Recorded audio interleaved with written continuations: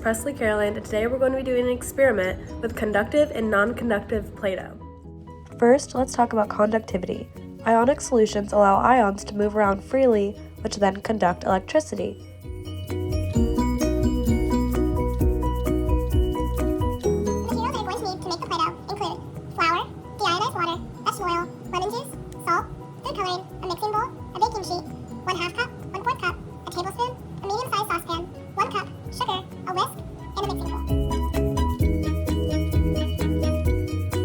For our first Play-Doh, go ahead and take your 1 cup and measure out 1 cup of water and pour that into your saucepan.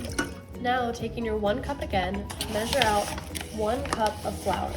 Next, taking your 1/4 cup, measure out 1/4 cup of salt and pour that in. Now you're going to want to take your tablespoon and your lemon juice and pour in 9 tablespoons of lemon juice.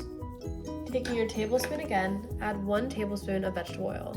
Now you're going to want to add a couple of drops of food coloring. Taking your mixing tool, go ahead and mix everything together.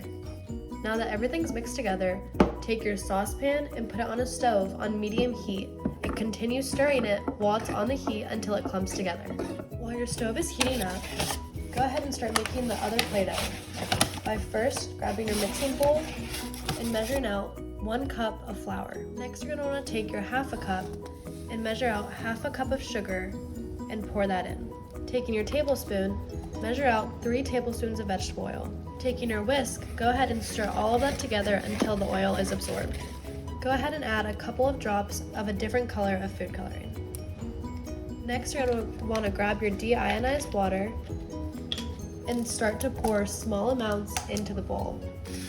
Now that your Play-Doh looks like this and is a doughy consistency, go ahead and grab your baking sheet and pour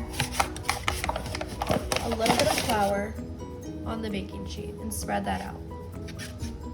After you dump your dough onto the baking sheet, go ahead and add more flour and begin kneading in flour until it turns into a ball.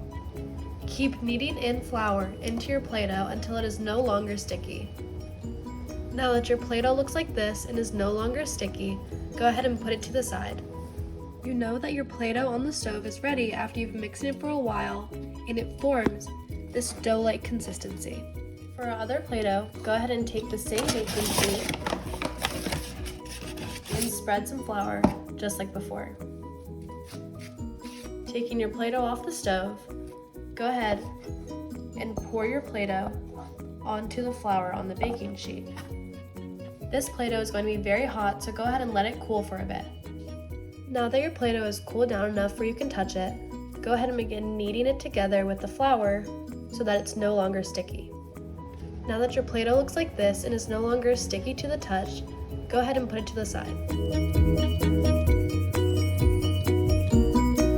The materials that you're going to need to conduct electricity through the Play-Dohs is 3 LED strands, making sure that each of them have a battery pack, 6 AA batteries, a multimeter, sandpaper, and some scissors.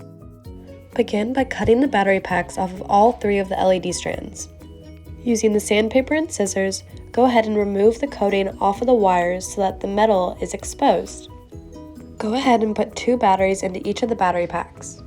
Now you're going to want to cut off an LED from the strand and do the same thing by stripping the coating off of the metal so that the wire is exposed.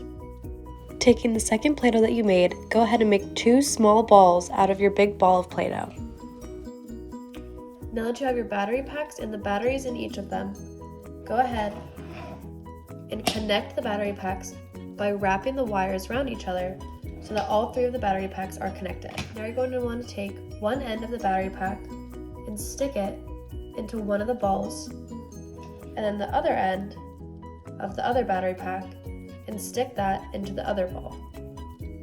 Now, taking your LED strand, put 2 of the wires into one of the balls and the other 2 wires into the other ball. Now go ahead and turn all of the battery packs on. And as you can see, the light lights up. Now you're going to want to do the exact same thing for the other Play-Doh. After you turn on your battery packs, you should see that the light is lit much brighter than the other one. Since this light is brighter than the other Play-Doh, this means that more electricity is being conducted through the Play-Dohs. Now that you've completed your experiment, I hope that you've learned a little bit more about conductivity and had fun while making the Play-Dohs and seeing the light up. Thanks for watching.